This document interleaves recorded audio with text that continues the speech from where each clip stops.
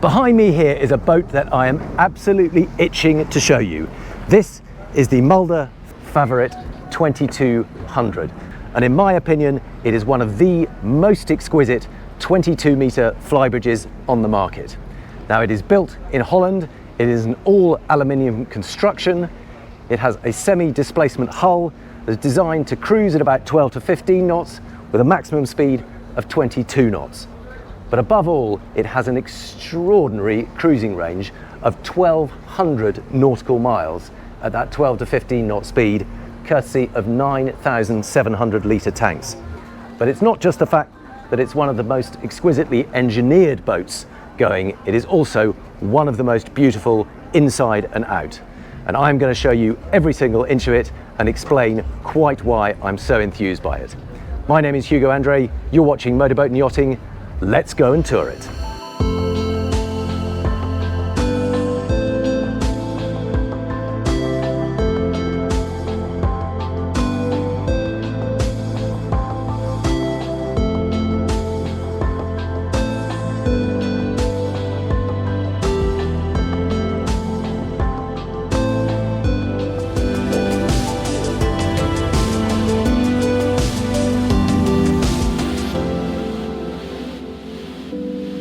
So, a couple of things to know. First of all their boats are built out of aluminium. So they're built in Holland, they're aluminium for lightness and strength, and they use a semi-displacement hull.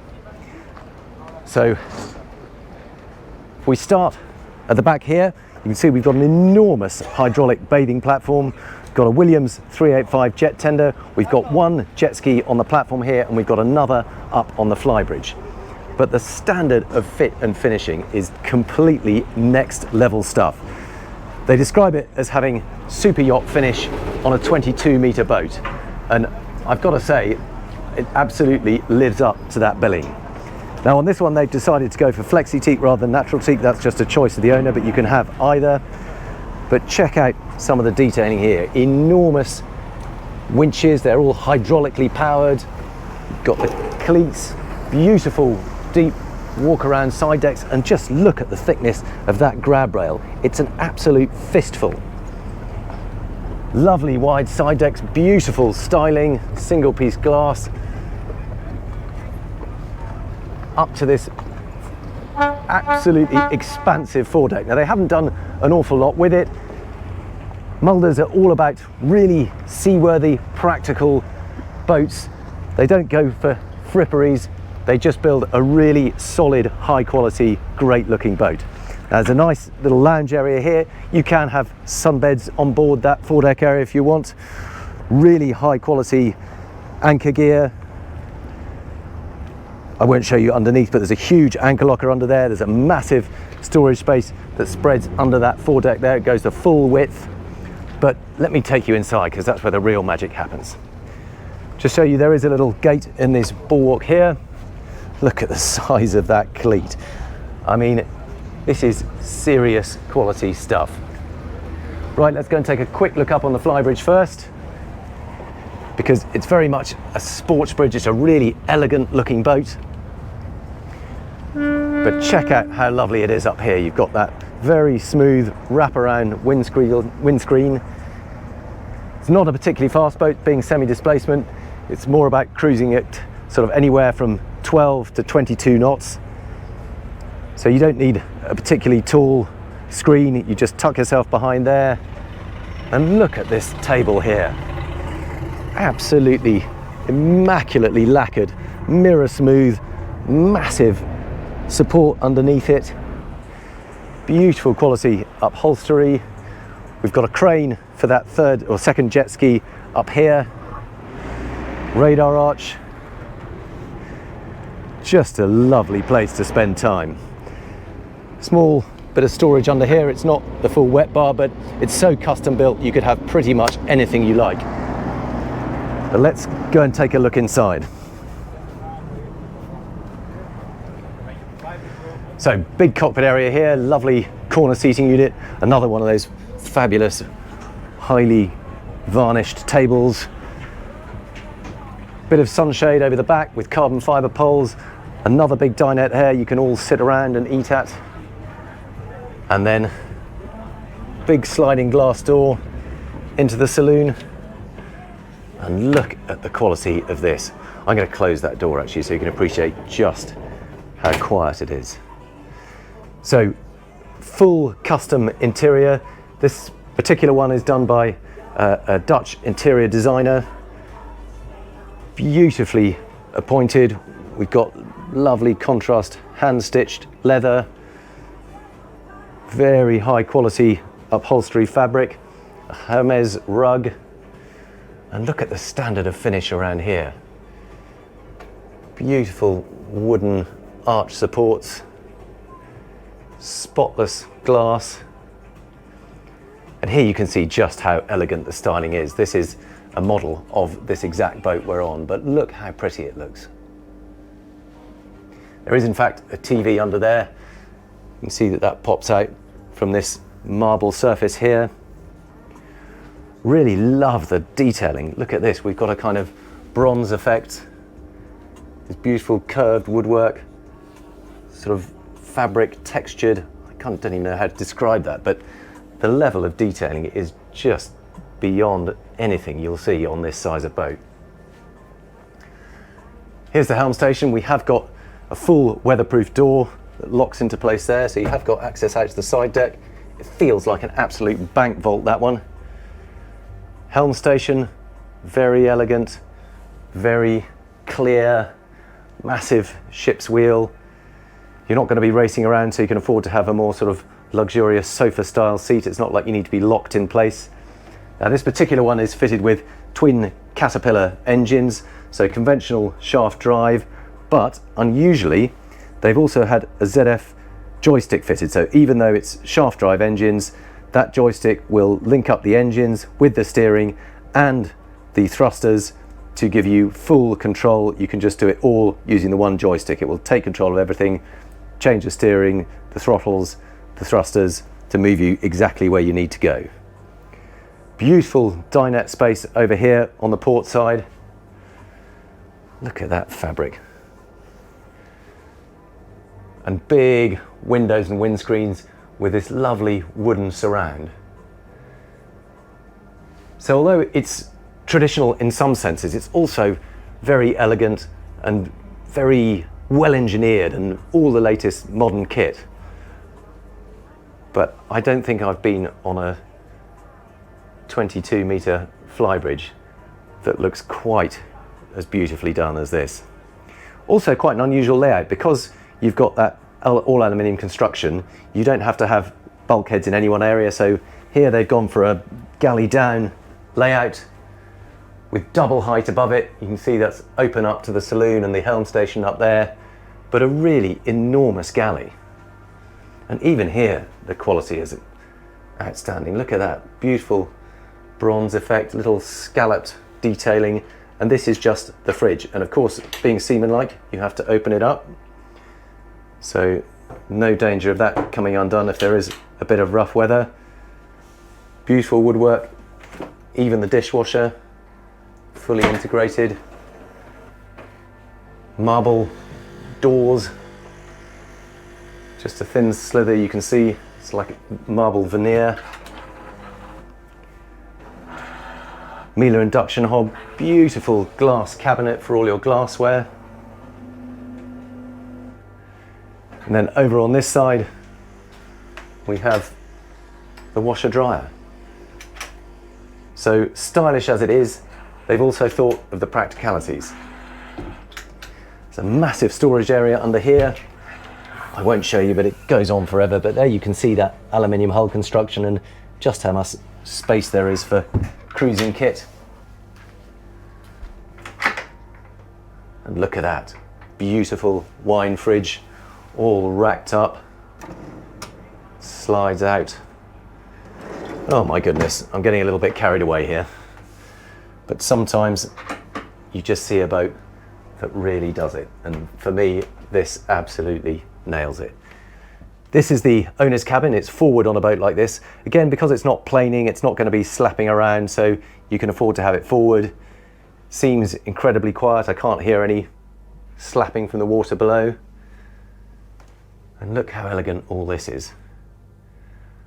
Lovely sort of nod to tradition with those big circular portholes, but you've also got light coming in up here through a deck hatch. You've got a circular escape hatch overhead. Lovely kind of sculpture on the bulkhead. Plenty of floor space, beautiful carpet. And look at these sideboards. Just standard is next level. Even here we've got lovely curvature in the woodwork, in the bulkhead. Ensuite heads compartment in the traditional place, forward in the bow. Big sink here, discreet loo tucked away over on the port side, and a big shower. It's not really a cubicle, it's almost a shower room, to be honest. Heated towel rail. Now, another thing I should point out, there is underfloor heating throughout the boat.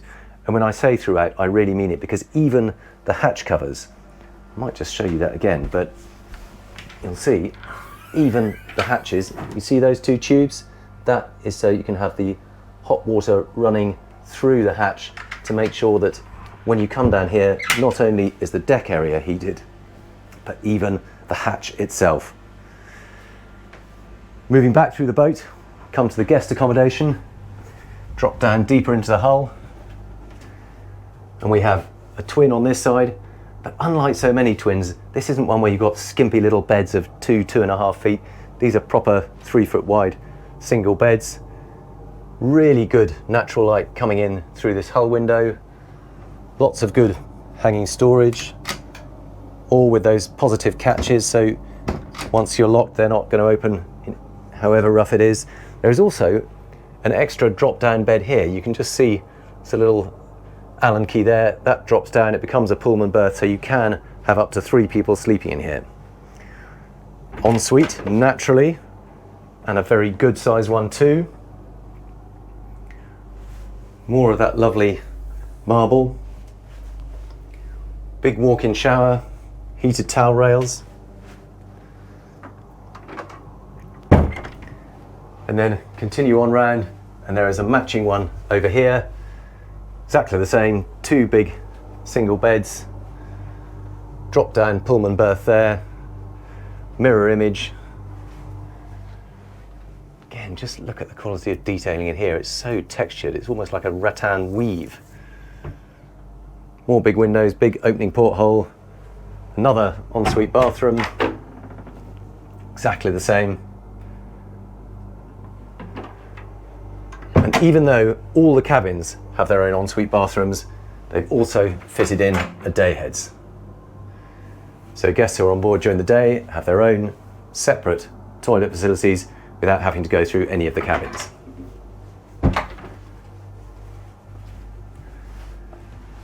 So let's work our way back up through the boat, and I will show you the engine room and the crew facilities. Now this is access to the crew area, and just look at the size of that door. Have you ever seen a hinge as massively engineered as that? But I guess it's got to be waterproof, so you might as well build it strong. So drop down into the crew cabin, and actually pretty good space down here. You've got full standing headroom around here. There's one berth over on this side, tucked under there. Swing round, there's another berth over there. Decent amount of storage, got a shower in there and a separate toilet in there. All very convenient, and crucially we've got access direct into the engine bay. So I'll show you that from another angle, but great to see that you've got access from there, and a little captain's desk where he can do all his planning with a repeater for all the navigation kit.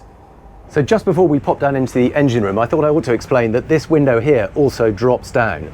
So when you want to open it up, you slide the door across, drop that down, and then you've got a really nice connection between the cockpit and the saloon.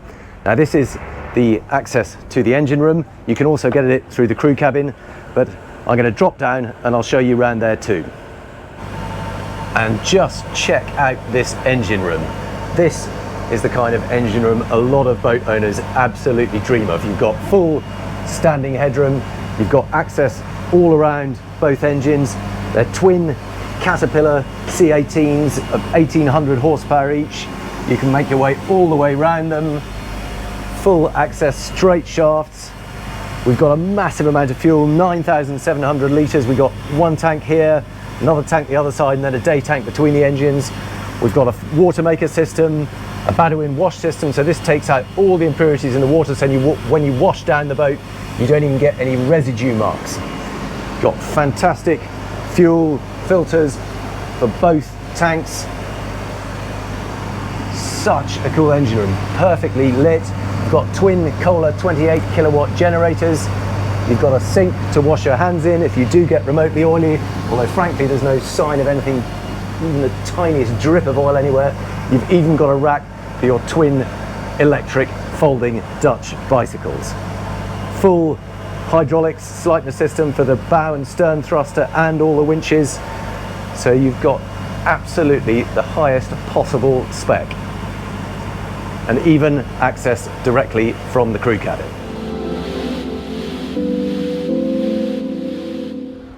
We'll finish up the tour of the Mulder Favorite 2200 here on the Flybridge. Now, I suspect you will have guessed that this kind of quality doesn't come cheap, and you would be right. The all-up price for this particular boat is 6.75 million euros. Now, that is a lot of money for a 22-metre boat, but it is not your ordinary boat, and you've probably got the message from the way I've been talking about it that this is really beautiful craftsmanship, both in terms of the styling and in terms of the engineering and the finish. So is it worth that amount of money? That's up for you to decide. I'd love to hear what you think about it, but please let me know in the comments. If you've enjoyed the video, do give us a like, and of course please subscribe to the channel. Thank you very much for watching, and I look forward to seeing you on the next one.